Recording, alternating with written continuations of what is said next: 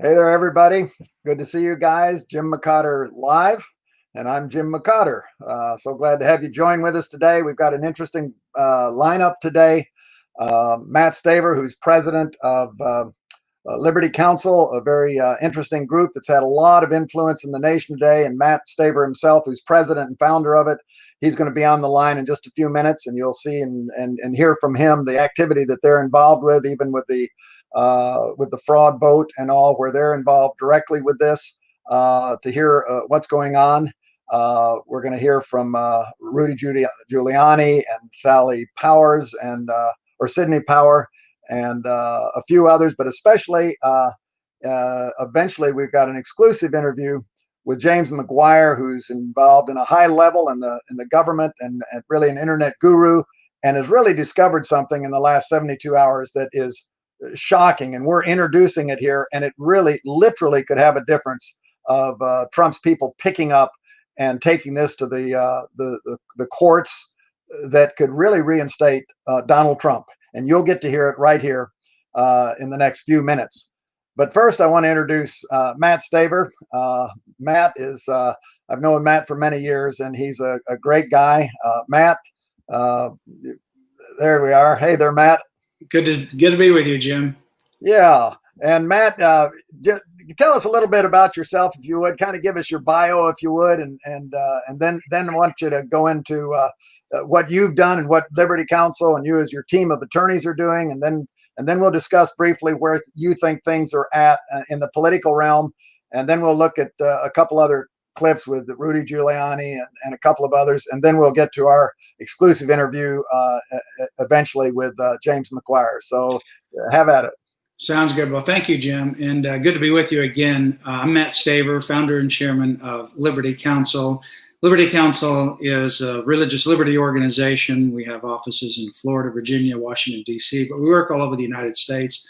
We actually have a worldwide ministry from different parts of the ministries that we work with, both in the legal realm and outside of that as well. Before going into law school, I was a pastor and still am a pastor. I don't pastor a particular church, but I still have that pastoral calling and heart, and obviously went to law school. Anita, who also is an attorney, who's actually president of Liberty Counsel now, she and I started Liberty Counsel in 1989. We're involved in a lot of litigation around the country. And Matt, Anita is your wife. Anita is my wife. Yeah, Anita is my wife, my very best friend.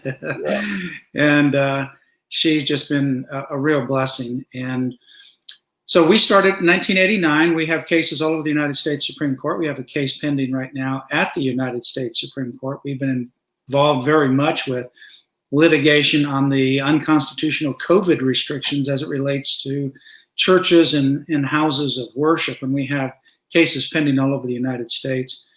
And we also represent many different situations. Sandra Merritt, who was one of the two undercover journalists that revealed what Planned Parenthood was doing along with the organ procurement companies, where they were literally intentionally harvesting baby body parts and then selling them on the market, some of them for up to thousands and thousands of dollars.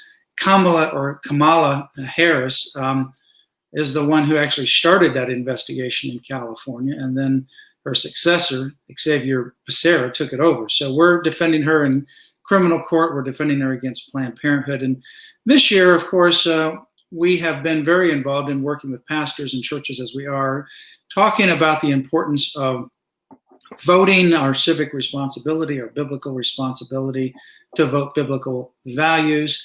And then obviously, since this election has occurred on November the 3rd, we've been very involved in this issue as well.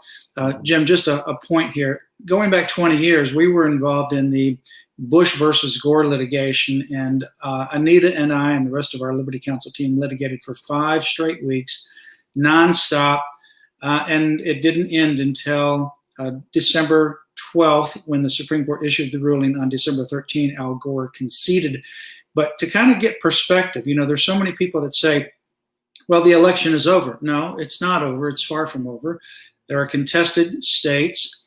There are votes being recounted. There are audits being requested. There's litigation at multiple levels involved, and it involves multiple states with some very serious issues. We're not even to the electoral vote yet, let alone the certification of that vote in Congress. And then we don't know whether or not at some point the 12th Amendment may have to be invoked. That came about as a result of the first elected contested election, and that goes back to 1800. And Matt, the 12th Amendment is? The 12th Amendment actually says it came about during our first, or after our first contested election, and that was Jefferson, who was running against Adams. And there was a contested election between Jefferson's own ticket between who would be president, who would be vice president. It was interesting. I won't go into detail there, but that particular election realized that there was a part of the election process that the founders did not anticipate.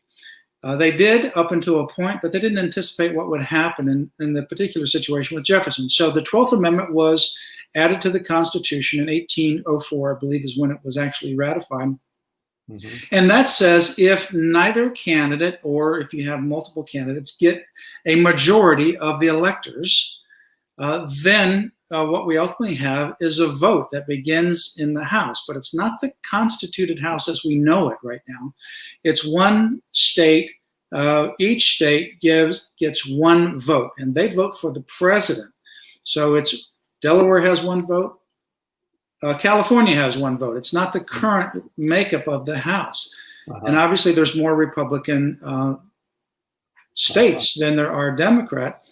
And then the vice president gets ultimately selected or voted upon at the Senate level.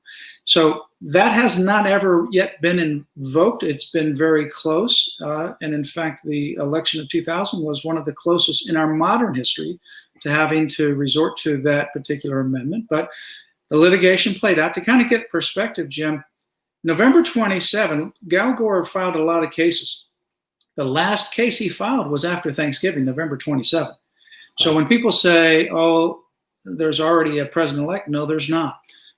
We were involved 20 years ago. We know the process, and that process is being played out right now. So we are involved on the ground. We do have firsthand knowledge of some things. Don't you have some of your own attorneys that are involved in yes, in uncovering the fraud there in Pennsylvania?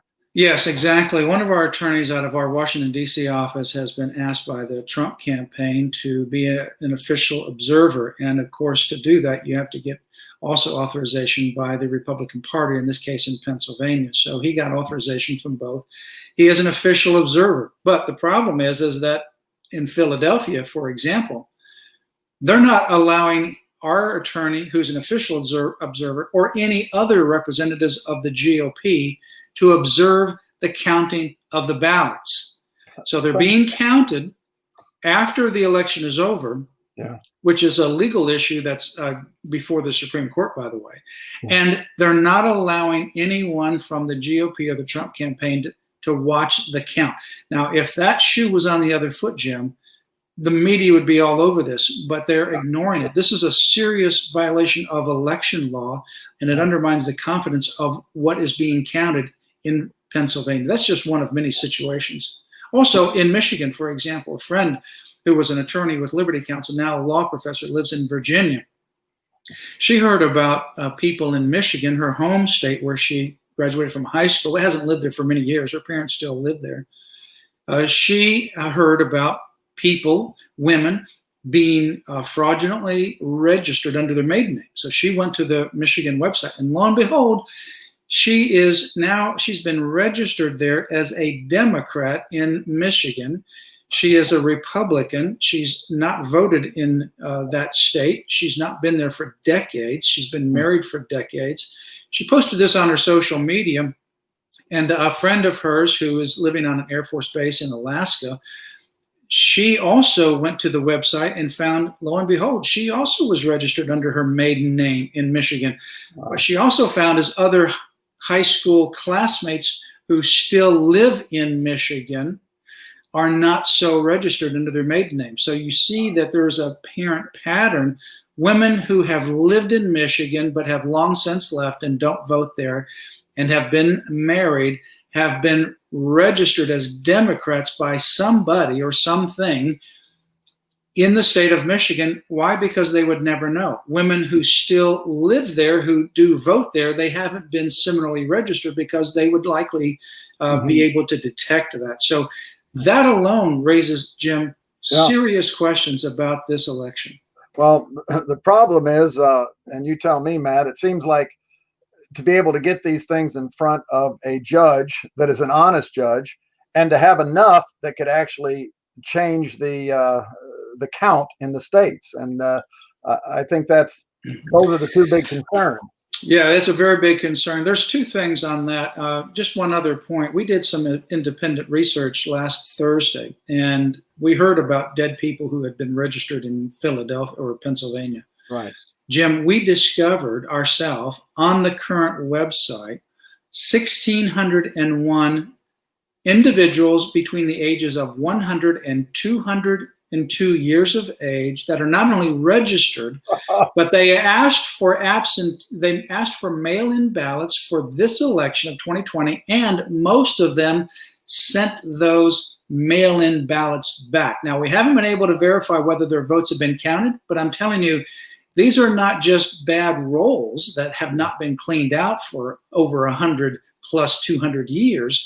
Wow. Somebody is using those names to register them and request and mail in ballots on behalf of these individuals. There is a case, however, that's before, and another one will certainly get to the U.S. Supreme Court, and it's a pure legal question.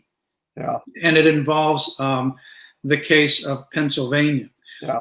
And the legislature there is controlled by Republican, House and Senate. They did not extend the election after November 3 at 8 p.m., but a Supreme Court of Michigan did. And wow. That is serious constitutional questions there that they've intruded into the branch of the legislature, and they had no authority to do it. It's a violation of election law. That one case is before the U.S. Supreme Court, and that's why the Supreme Court has ordered that Pennsylvania segregate all the ballots that did not arrive before November 3 at 8 o'clock p.m. You think they'll do that?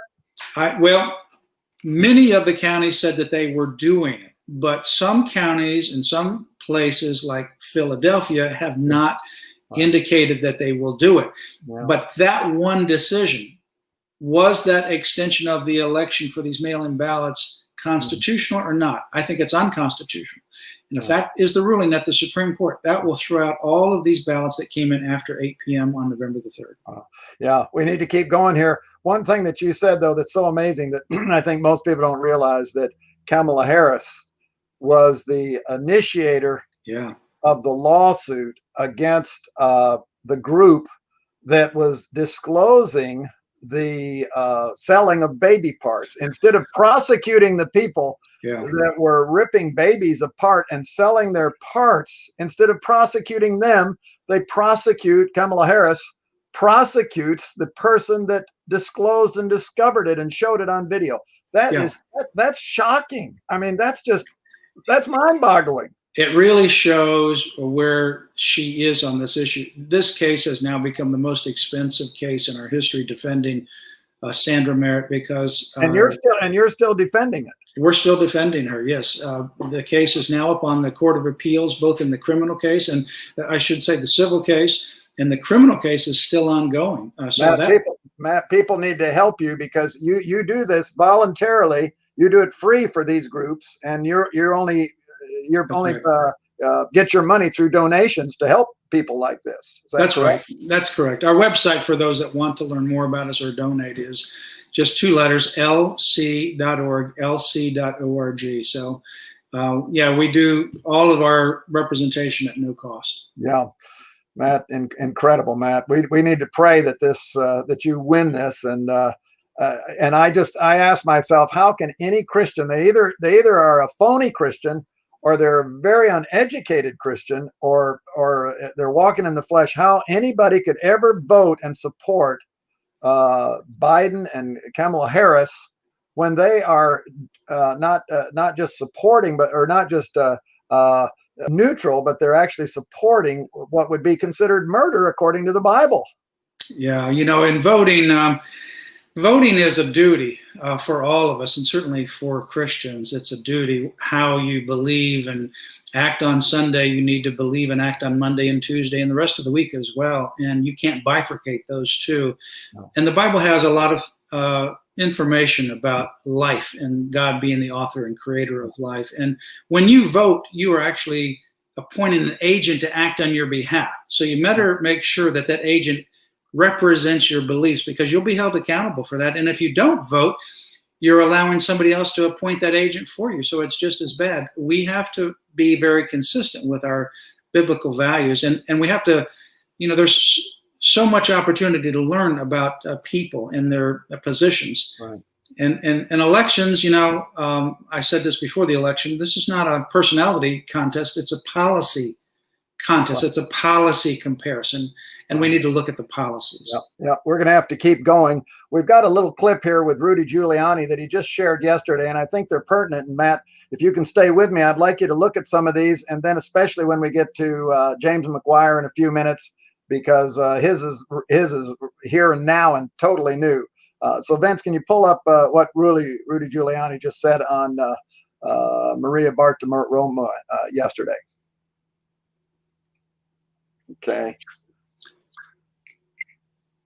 Okay, here it comes. Or we think it's coming. By going on to point out that it was illegal, obviously he's... Well, when it's live, you get the good and the bad and the ugly, man. Vigorously in the courts. The media has tried to call the election, and they don't have a legal right to call the election. It gets decided by our electors, not by NBC, CBS, MSNBC, CNN, and even Fox. You don't get the right to call it. I don't get the right to call it. So he is contesting it vigorously.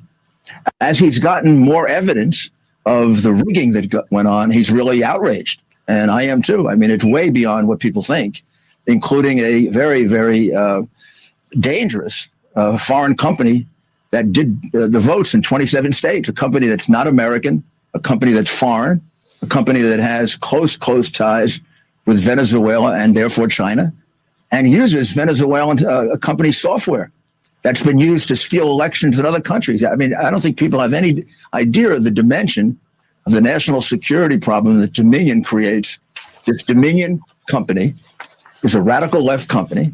One of the people there is a big supporter of Antifa and has written horrible things about the president for the last 3 or 4 years.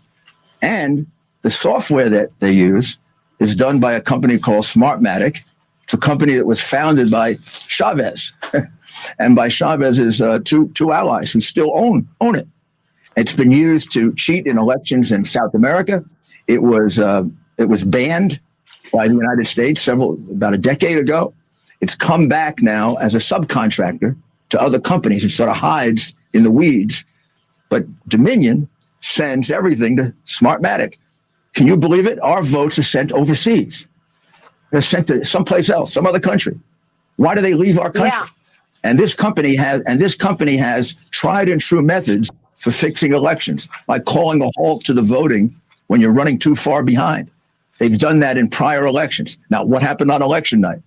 He was ahead by 800,000 votes in Pennsylvania. Impossible to catch up unless you're cheating. And same thing in Michigan, Wisconsin. He was ahead in all those states by numbers that in prior times, and I can show this to you, networks would have called for him, but they didn't call it for him. I mean, we were ahead in those states, and there was so little to like, for example, 800,000 ahead in Pennsylvania, 64% of the vote cast. He was outpolling every projection possible. So right down to the rigged polls before, this is another attempt to try to defeat him by illegal means. It's no different than the impeachment. It's done by largely the same people who are involved in it. One of the chairman of Smartmatic is a close business associate of George Soros. I have to tell you more. Finally, you want to get down to the votes. Let's just pick Pennsylvania. We have identified 632,000 illegal votes. 632,000. It's enough to have the president win the state by 300,000, which is actually what he won it by, right? If you get that Smartmatic machine out and you allow us, I mean, this is unprecedented. They're counting mail-in ballots, and they don't allow any Republican to inspect. That is illegal, unlawful, against the law. I don't know how else to put it. Never happened. I've done many absentee ballot elections. There's a Republican on one side, a Democrat on the other. No. The Republican was outside getting pushed around by goons.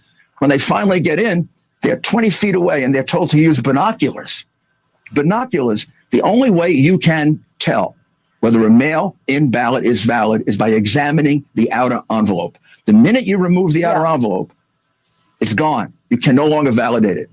And that's why, under the law of every state, if you don't inspect it, the vote is invalid.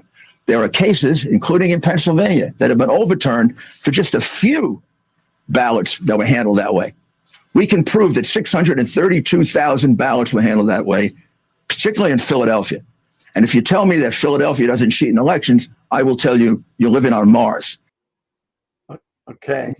Yeah, that kind of gives you an idea of what they've been finding out, Matt. Especially, I'm thinking about Dominion and the software that they're using.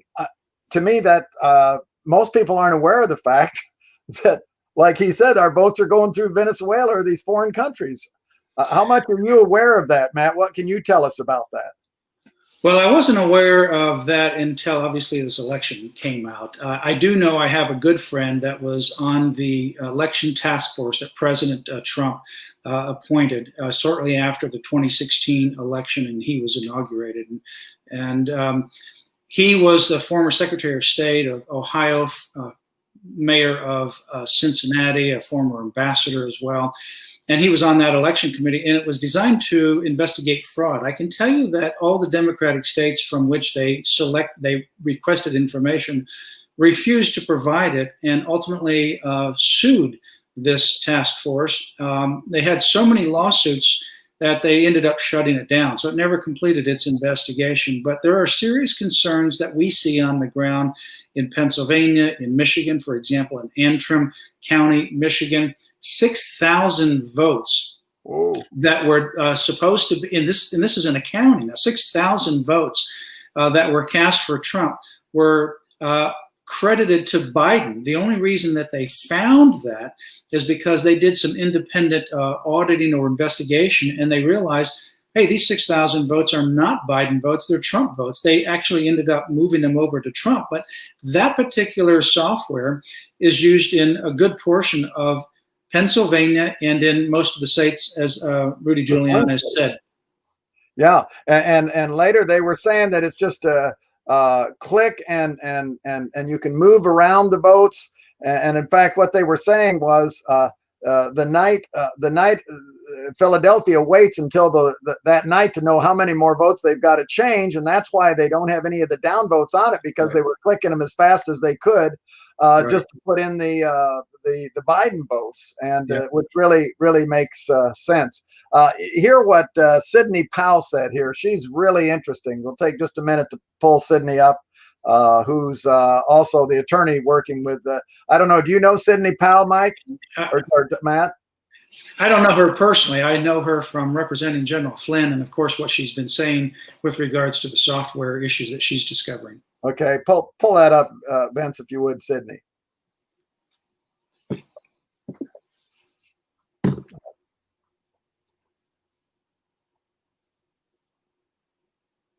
She said she was presenting public records. Dominion voting machines are used.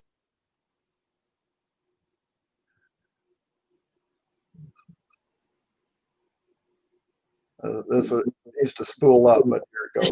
In 2,000 jurisdictions in 30 states. According to experts, if one site has a flaw, other sites are likely to as well, which is why Texas rejected using Dominion software 3 times, raising concerns that the system was not safe from fraudulent or unauthorized manipulation.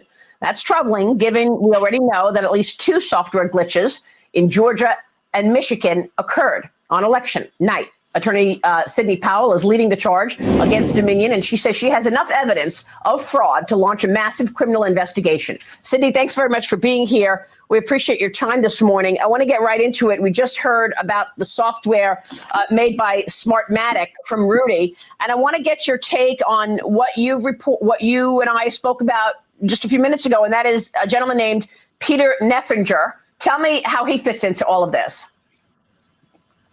Yes, well, he is listed as its former Admiral Peter Neffinger, or retired Admiral Peter Neffinger. He is president and on the board of directors of Smartmatic. And it just so happens he's on Mr. Biden's presidential transition team that's going to be non-existent because we're fighting to overturn the results of the election in multiple states. And President Trump won by not just hundreds of thousands of votes, but by millions of votes that were shifted by this software that was designed expressly for that purpose. We have sworn witness testimony of why the software was designed. It was designed to rig elections. He was fully briefed on it. He saw it happen in other countries. It was exported internationally for profit by the people that are behind Smartmatic and Dominion. They did this on purpose. It was calculated. They've done it before. We have evidence from 2016 in California. We have so much evidence, I feel like it's coming in through a fire hose. Okay, Vince. Matt, can you believe that? Some of the things that we are discovering, we've done some independent research on this as well and still researching, but this presents serious concerns. So for anybody who wants to say that the election is over, no matter who people voted for, if we don't get to the bottom of this, we'll never have fair elections again. I was always concerned when we moved from, in Florida, remember the hanging chads? Well, that got a bad name with regards to the manual voting, but frankly, in person, ID presenting, voting where you have a paper trail is the most secure. Whenever we move to an electronic system, you never know whether when you push the button for Trump, it goes to Biden or vice versa. You just don't have that knowledge, and any algorithm or any computer program can easily switch votes. I received an inquiry from a friend of mine in Israel who was watching the election and was very concerned about the fact that the election, the counting stopped in the middle of the election. Yeah. And I said, I've never seen that before. I've never seen where they put the actual counting and the reporting from the various states on hold. And yet the states that we're talking about, particularly Pennsylvania, Michigan, and some others, they fell in that category. Why in the world would you stop the counting? Yeah. And as Rudy said, when I looked at where President Trump was compared to Biden in Georgia, in North Carolina, Pennsylvania, Michigan, I said, it's all over. There's no way that Biden can make up that deficit. It's just impossible to do. Then the counting stopped in some of those states, and then the votes started shifting. That is just logically and from a common sense point of view, just completely impossible. Yeah. No, that's why Philadelphia and some of these cities like Detroit and Philadelphia, they wait until they see how many votes they've got to overcome, and then they start putting them in overnight. Well, and General McInerney also talked about a program called Scorecard, and he mentioned, actually, I think his statement was even before the election, in which he said that this had been used overseas, and that he knew the programmer, who was a programming genius. He was very pro-America, very concerned with how it could be used here in the United States. And what he said is that what you may see is Trump winning on election night, and then all of a sudden, unexplainably, the votes shift, because that's how the computer program that he was referring to is designed to shift the votes. And that's exactly what Sydney and the other issues that we've seen appear to be doing. And that's what she's explaining. Yeah, very much so. Well, I recently finished a book called Christian Manifesto, Matt, where I go into how we as the people of God have the responsibility in the civil government, and even show there's many verses, not just Old Testament, but also New Testament, where Jesus himself, he gave his great commission. He said, go and make disciples of the nations. It's interesting. He didn't say go and disciple the church. He said disciple the nation state. And I go into a lot of this in my book, Christian Manifesto, that has now been affecting a lot, which Christians need to discover their responsibility. But Matt, I wish we could talk longer. I'd like to leave you on, though, and have you here with James McGuire. who I'd like you to pull up. And there you are. How are you, James? I'm doing well, thank you, James. James, we're so glad to have you on. I'd like you, if you would, to share a little bit about your history and kind of a brief bio of yourself, and then explain what you've discovered in the last 72 hours. All right, thank you, Jim.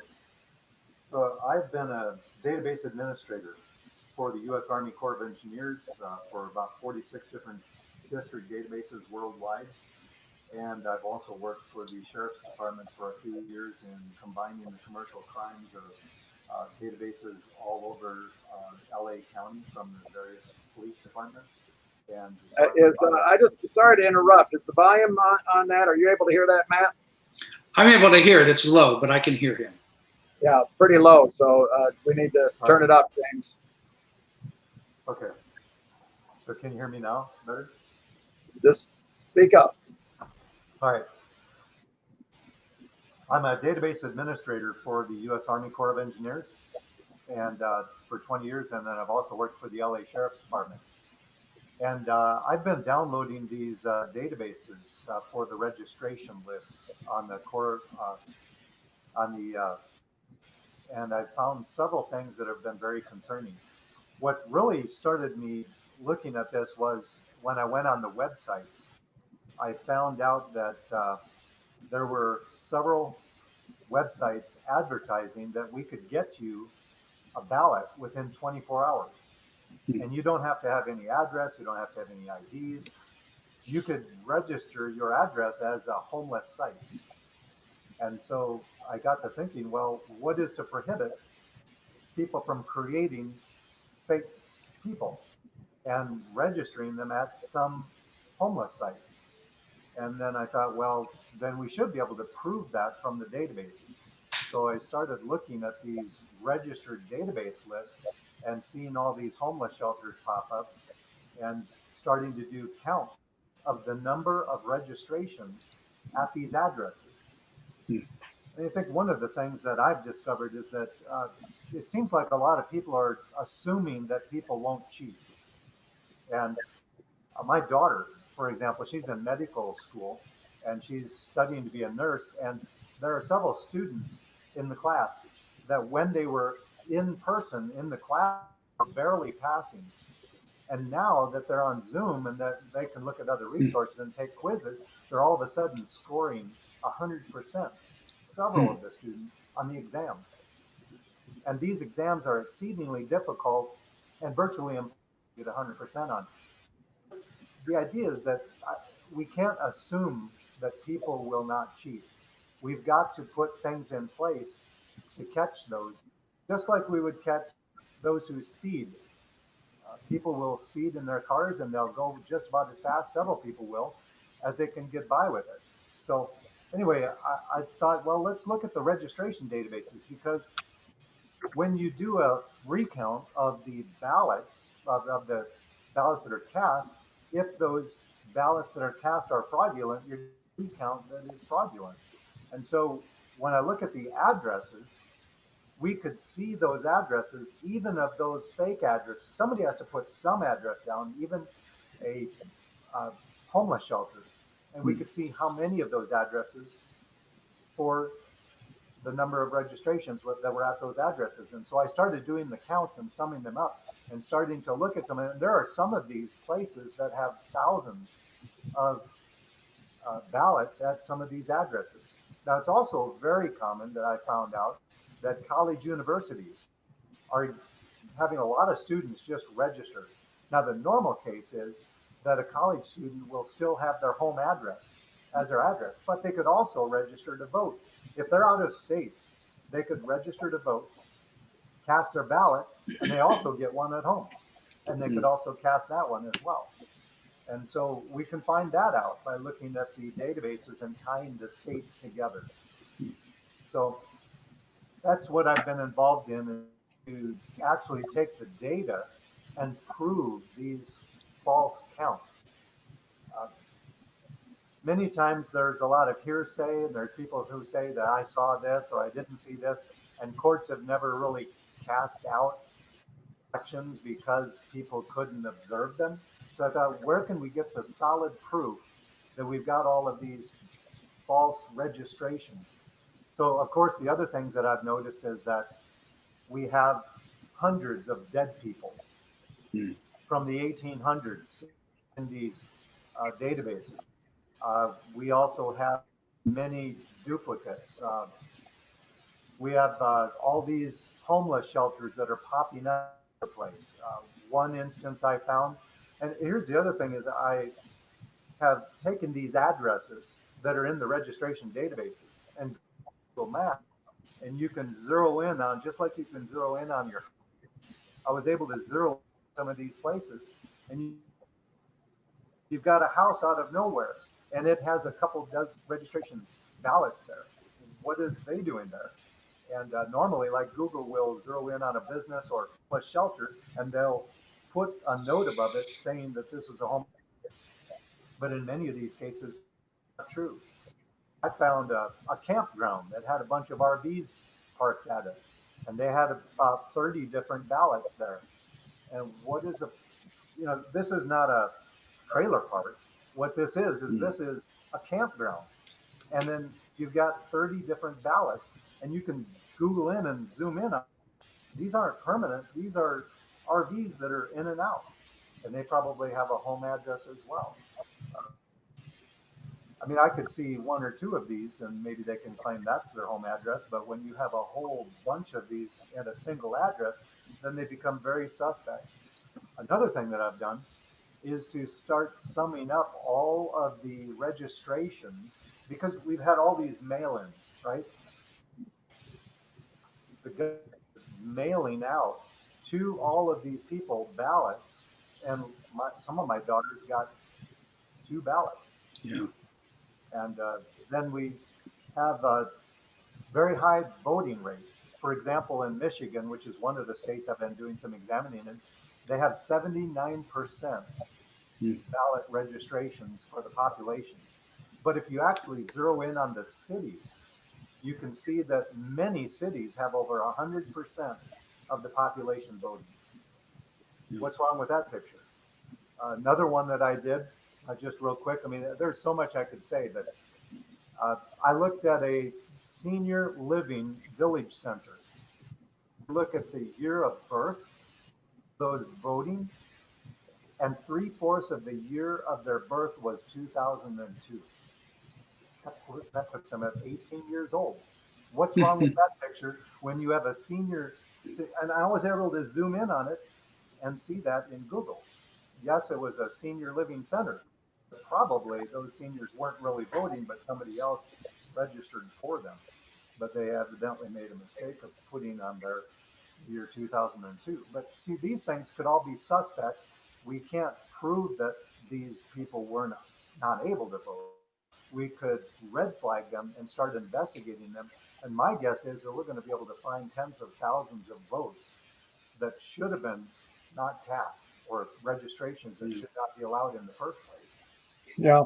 James, let me, I was having trouble hearing a little bit of what you were saying, but you shared with me earlier, and I think you maybe just now shared it, where you got the registrations of all of the people in some of the swing states, one that was North Carolina now that they've indicated is going to go to Trump, but you've gotten the swing states, and you've looked at literally all the registered voters. And what you told me was that you have looked at all the filing right now of Trump and his team, and that they're not filing in reference to the registered voters. Is that what you found with all the filings? I think the focus of the lawsuits is basically on the counting of the ballots, the actual votes. But the problem is, it's hard to prove that, especially when you don't have the address associated with it. But if you have the registration databases, we can show that these registrations shouldn't have been allowed in the first place, and perhaps get the courts to invalidate, or to be able to declare an election invalid if we can prove enough of these. But what you said is that you zeroed down on some of the addresses in some of the states, And I think you were saying this again. I was having a little trouble hearing you. I can hear you better now. But you told me, and I think, did you explain this, that where you went to single addresses, and some of them had hundreds, and some would have like 1,000 people living in a little shanty from one address, and that literally you would have not because here's what we hear a lot of times: oh, we found this invalid address, we found this fraudulent vote, but we need to have tens of thousands of evidence for it to overturn. But what you've found with the registration is that you've gone in where it's not just one or two examples, but it's tens of thousands, even hundreds of thousands going into the register, those that are registered, and that's where it needs to be looked at. And Matt, that seems significant to me. And Matt, you're a little bit in on this. And I'm novice in it, but I can't imagine that Trump's team is not looking at, I think, what James McGuire here is saying. Do you have any thought on that? Well, I know obviously they're looking at some of this because of what Rudy Giuliani has indicated. So obviously he's communicating directly with the legal team. And there are some direct legal challenges, but there's obviously these factual issues that have to be involved and investigated. So I would anticipate that they will look at this. I do know a lawsuit filed late last week. There's a private lawsuit by an attorney that I know who's an election law expert, does raise a lot of what James is talking about, plus a lot more. It's a lawsuit that was filed in Michigan, asking for the entire process to be evaluated and overturned because of the election improprieties. I also know that we have a screenshot from Wisconsin, and particularly Milwaukee. They have what we might call precincts. They have wards. And the top 7 wards there all had, and this was at 3:09 p.m. Central Time the day after the election. It's on the official Wisconsin website. And it's now been changed, but we have the screenshots where they showed that these 7 wards having more than 100% of voter turnout over those who were registered. One of those was over 200% voter turnout. And in some of those places, Biden got more votes than registered voters in those particular wards.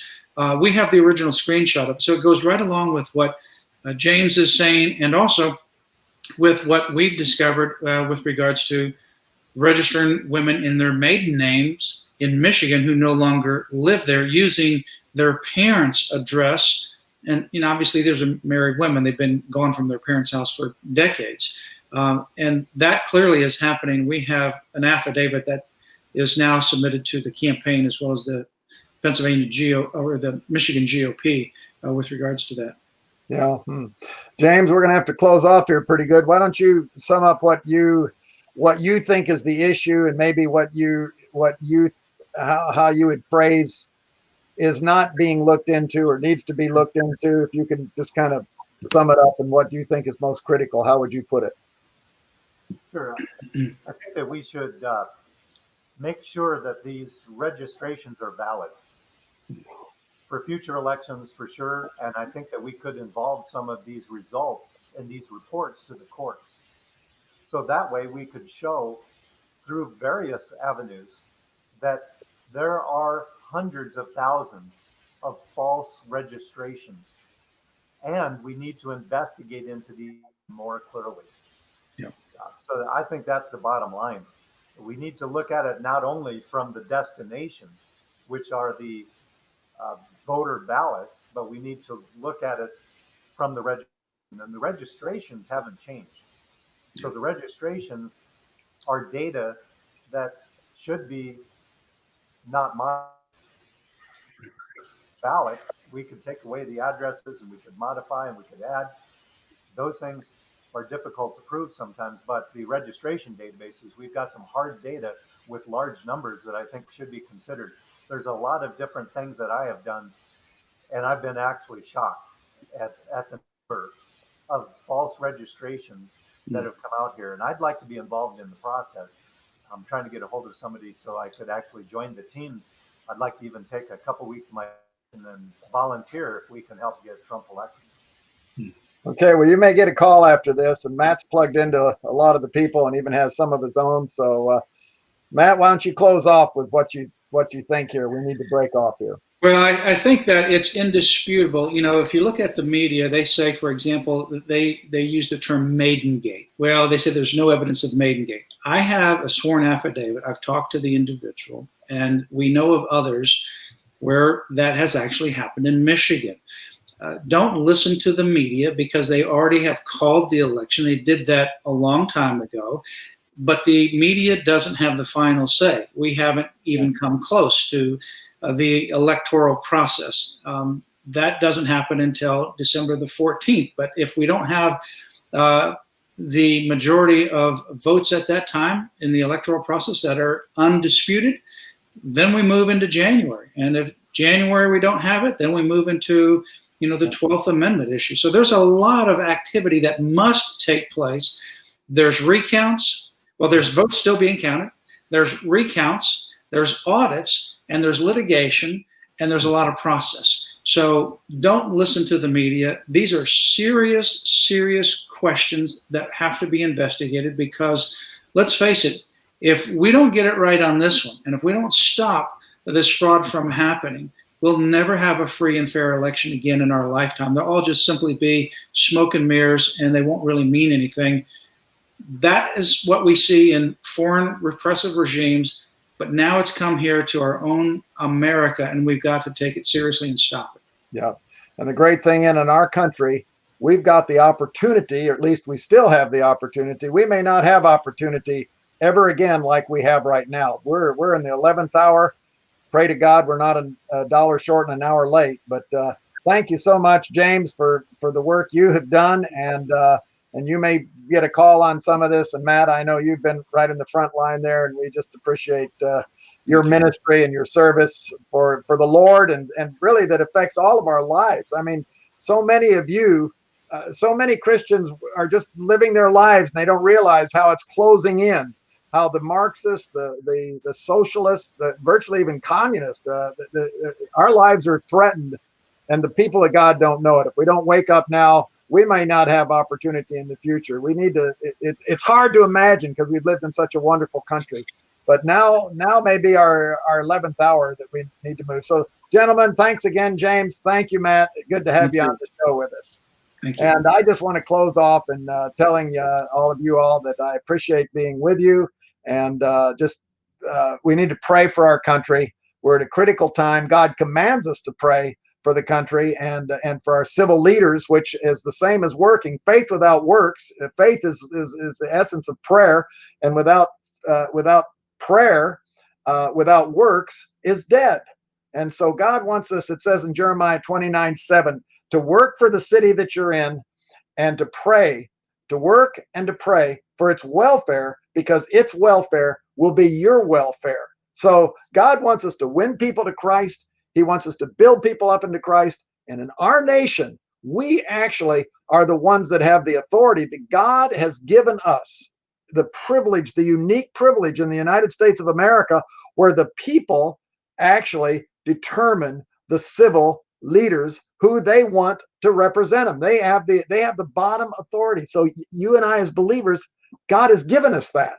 And if we negate what God has given us, then we're gonna reap what we sow. And if we don't sow anything, we're gonna reap nothing but a whirlwind and weeds. And this is a part of our spiritual mandate that God wants us to have Christ to be head of families, and He wants us to be insist that Christians and God-fearing men be the head of the state. He doesn't want to turn the state over to Satan. Jesus said He has all authority in heaven and on earth. And if He has all authority in earth, and Paul said to Timothy twice in the book of 1 Timothy that Jesus is the King and the King of Kings. So He has the authority over the United States of America. He has the authority over every country. And God wants us to have His kingdom reign and rule now, just like it will be when Jesus comes back. When Jesus comes back, it won't be a work of faith and sacrifice and suffering. He's going to use His supernatural power to make it happen. Now He's given us the privilege to fight the good fight, as He told Timothy to do, to fight the good fight for the King of Kings. In fact, that's the next verse when it says that he's the King of all the ages in 1 Timothy. Right after it says, fight the good fight. And we fight it not with guns. We don't fight it with machetes or swords, but we fight it with the love of Christ, with the gospel of Christ, pulling down the arguments, the false arguments that it says, and every high thing that exalts itself against the knowledge of God. And we need to tell the kings, the leaders, and the people that they need to stand up and obey the law of God, like John the Baptist, who Jesus says the greatest man ever born of woman. And he died because he went to the civil king, the ungodly king Herod, and he said, this is what the law says. You must follow the law. So I don't know who's going to be the president for the next 4 years, but we need to tell them they must follow the law or they don't have any authority from God. They may have power, but God's civil authority, where he gives his authority, is to those that it says that will rule well, to honor what is good and to punish what is evil. So if you have a man in power that doesn't promote what is good and punish what is evil, that's not God's civil authority.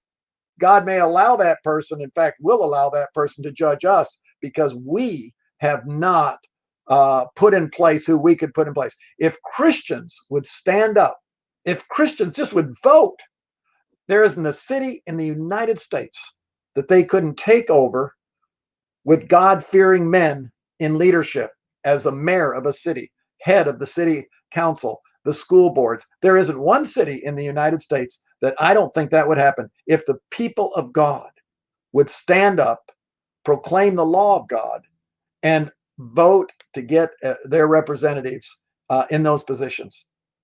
There's no question about it.